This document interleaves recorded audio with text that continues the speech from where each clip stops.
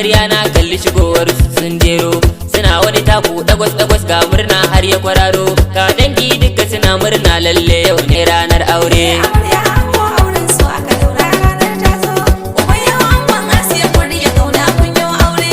Ubayyo ya zama ango ya fita daga layin gauraye, Asiya ce matarsa yau ita ce ta zamto amarya. Auren kauna ne na kalli suna wani kallon soyayya, to kauna ta yi kauna dan ubayyo ya zamto na Asiya.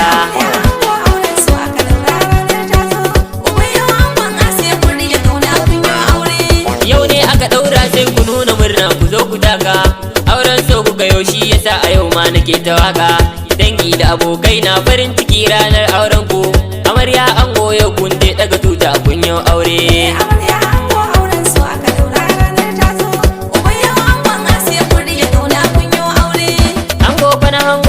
Ya shadda ya dau wanka, amarya na ganta ta sa a tamfa ta dau wanka, lalle kun dace shi yasa na zo ni in muku waka.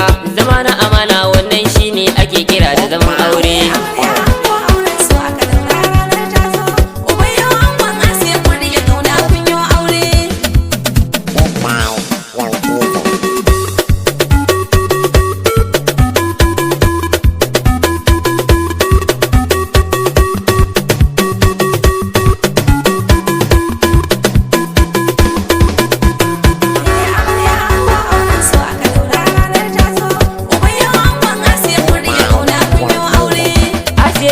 Murna domin yau kika zama amarya, ubayyo ka dace domin na san ka samu amarya. Asiya na san tana da kunya ga ladabi da biyayya, ubayyo ka damke amanar ta kar ka bari ta yi kuka.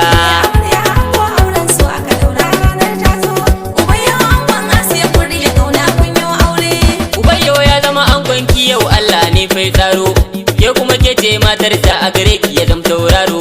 Yana kaunar ki dan zai hana hawayen ki su kwararo, gare shi ki zama mata ta gari mai ladabi da biyayya.